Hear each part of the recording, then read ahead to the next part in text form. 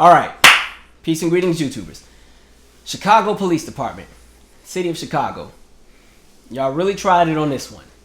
And it's one thing to already be in the wrong, but it's another thing to try to cover it up, and then you can't even do it right. And now you done got exposed, and now y'all look stupid. And so here's my 2 cents on everything that I'm about to jump into. I don't know if any of you have seen the video. There's a video that was released where there's a police raid gone wrong. Fortunately, nobody is killed, but when you talk about the context and everything that happened during that raid and everything leading up to it, it's just like, you know what?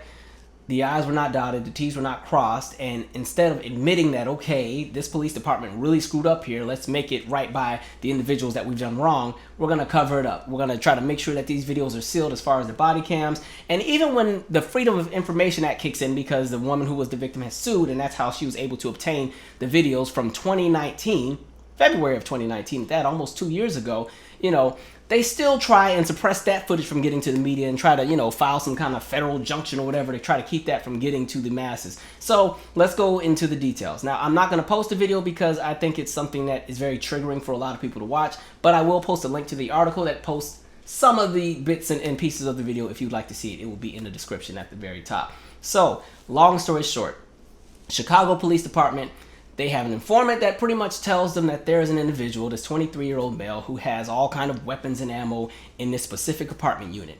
This is almost starting to sound like Breonna Taylor all over again, right? And so the police, they get this information, they go straight to the judge to go ahead and get access and approval to do the raid, and next thing you know, everybody's loaded up, got the guns loaded up, the uniforms, the boots strapped up, they're ready to go. And it's interesting because normally in this kind of situation, the police often will do some surveillance, you know, get the intel, make sure they're right before they go and kick somebody's door down. You know, like when you watch one of those little cop movies and you see the cop sitting in the parking lot at 3 in the morning waiting to see the person walk into the door or something like that. Oh, we got him. All right, cool. Let's go get this to the judge. None of that happened. They just went straight to the bullets and let's kick the door in. And so you have this woman, Anjanet Young, who has just come from work, social worker, all right? Now, this is, you know, Chicago in February. I'm sure it's probably -3 degrees outside. It's cold. Now, she's gotten home. She's done her whole home routine. She's getting ready to do the whole shower thing. She has no clothes on. Out of nowhere, you have nearly a dozen police kick her door in because apparently they're looking for this 23-year-old that has all of these weapons. Now, if you've ever been in a police raid, one thing you will always remember is that it's straight chaos. There's just a bunch of yelling. You got all the police. You don't know what's going on. Fortunately, she is not shot, but she's standing there with no clothes on. She's crying. She's trying to tell the police, listen, you have the wrong house. I don't know what's going on. You got the wrong house. They're yelling, hollering, tearing this apartment up, trying to find this person that has these alleged weapons and these bullets and everything else like that. And so this goes on for almost 30 minutes. She's standing there with no clothes on, crying, telling the police you have the wrong person. She said what her name is. She says where she works. She's doing all of this, of course. The police ain't trying to hear none of that. They're still looking and searching and trying to tear up some stuff. And she tells them 43 times that you have the wrong person. You're in the wrong house. I don't know what you're talking about. I don't know who you're looking for. And mind you, this is an apartment. There's not too much to really dig through. I think, you know, they keep going in and out of the same rooms over and over and over, trying to find something, and there's nothing there.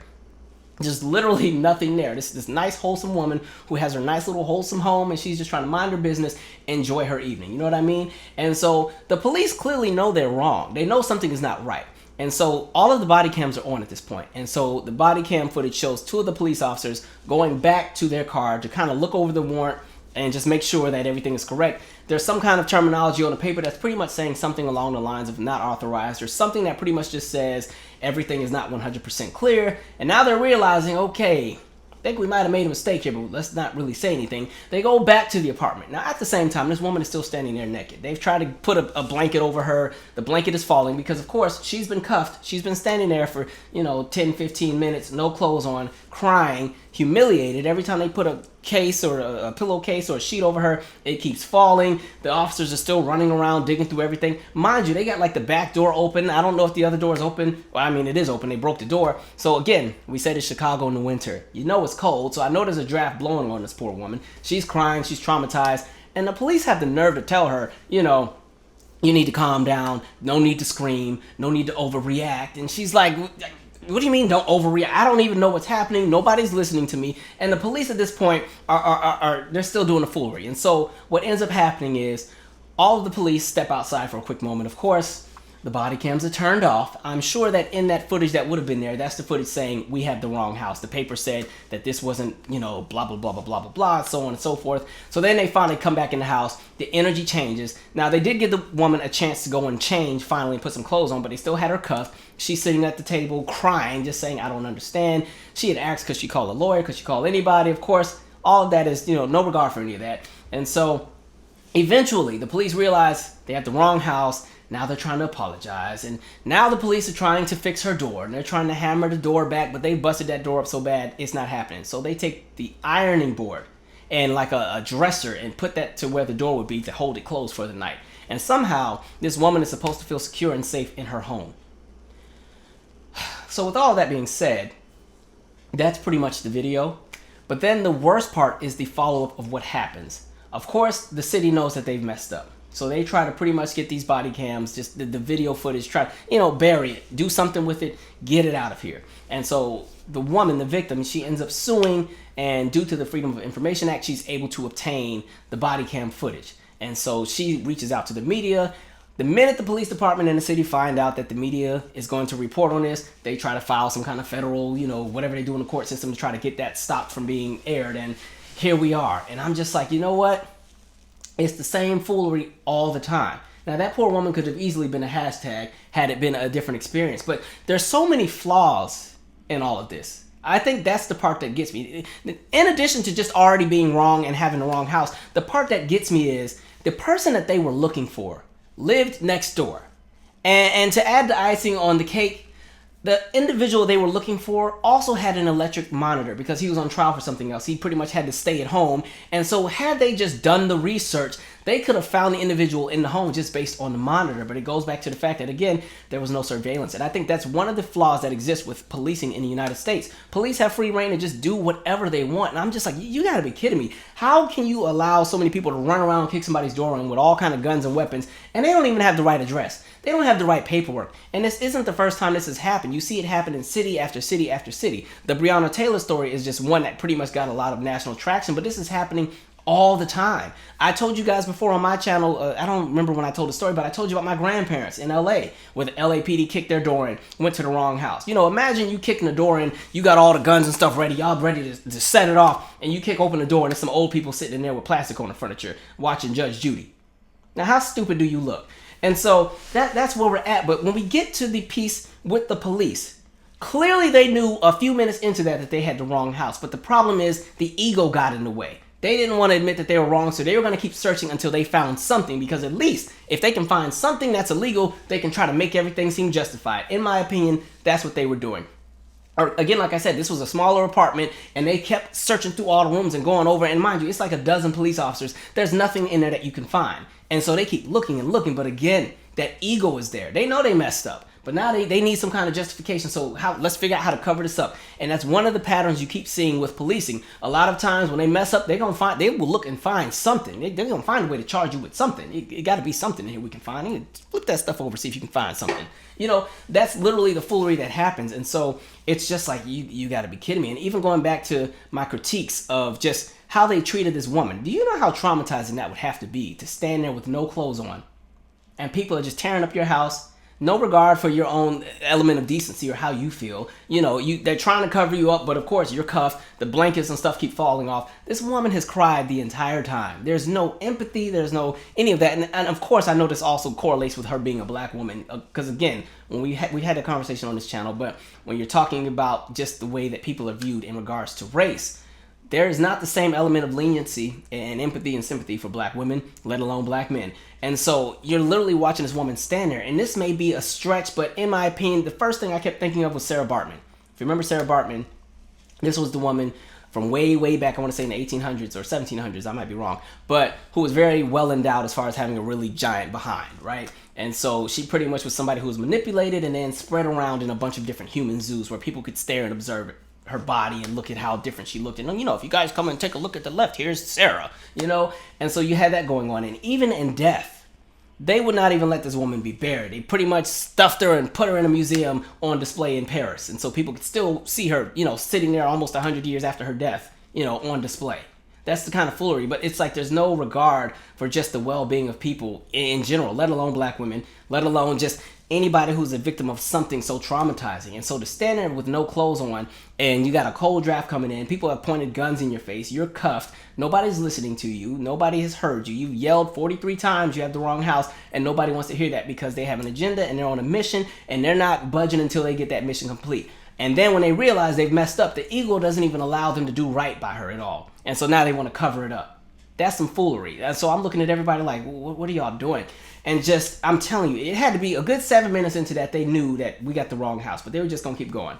Just keep going. And I think that's one of the flaws that exists is like with this policing, you can have the conversation about training and everything, but sometimes it's bigger than just training. Some of them just ain't got it all together upstairs, in addition to the element of racism that exists. Because when it comes to these raids and the intelligence that these people get, in their minds, it's going to be a scene out of New Jack City. They just know when they kick these doors in, Nino Brown is going to be on the other side of the door. And so they go in there ready to shoot, ready to do everything, and that's how somebody like an Ayanna can get killed. If you remember her, that was the little girl killed in her bed while they were filming an episode of the first 48. Again, police raid, everybody want to kick the door in, they shoot a little girl in her bed that's sleeping.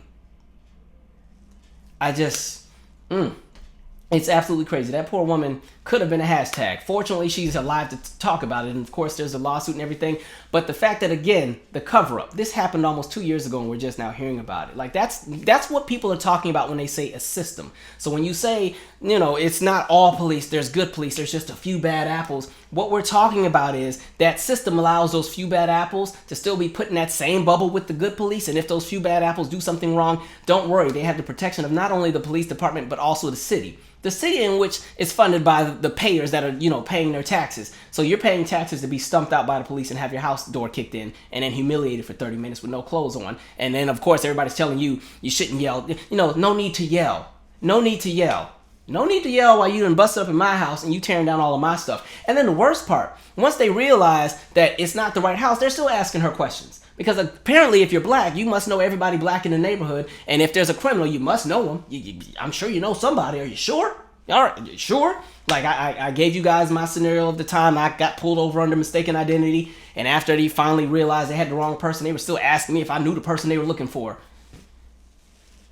That's a lot. So we'll see where this goes. But again, it's you wonder why people are having the conversations they're having. You wonder why people have the animosity towards police that they have. And in addition to that, you wonder why people don't trust those who are in charge, because even the officials, I'm looking at you, City of Chicago, I'm looking at you, Miss Mayor over there, y'all be trying to cover the stuff up. That's why the Laquan McDonald case was such a big blowout, because people are like, are you serious? Like, it's just, and that's just Chicago. I mean, we could go city by city. It's crazy that, the police want people to look at them as their protectors and those who will take care of them and make sure that they're okay. But it seems like depending on how you look and where you come from, you don't get those benefits. And the police seem to never show up when it's time to show up. You know what I mean? When it's police, or when it's protesters out there protesting police brutality, they got all the tear gas in the world. They got the tanks, they got everything, batons, they ready to stump you out. And it's funny though, you fast forward, you got some white nationalist Proud Boys in DC vandalizing black churches. Police are nowhere to be found. So I'm just like, it's interesting. Here we are.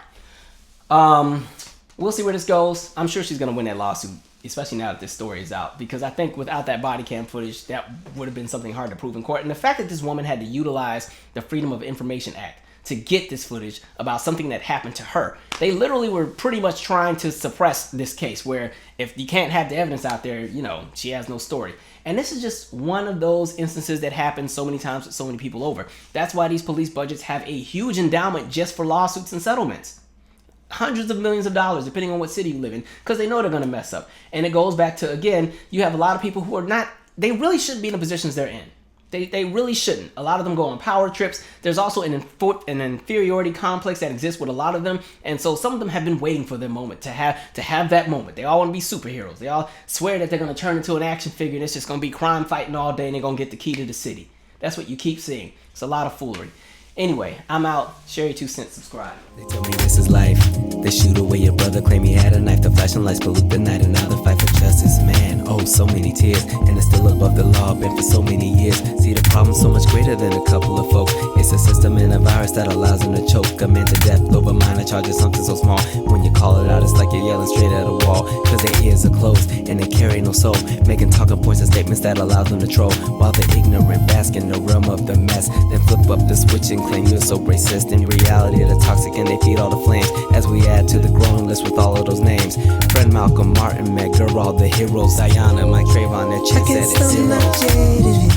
I can't stop my jaded. I can't stop my jaded. I can't stop my jaded. I can't stop my jaded. I can't stop my jaded. I can't stop my jaded. I can't stop my jaded.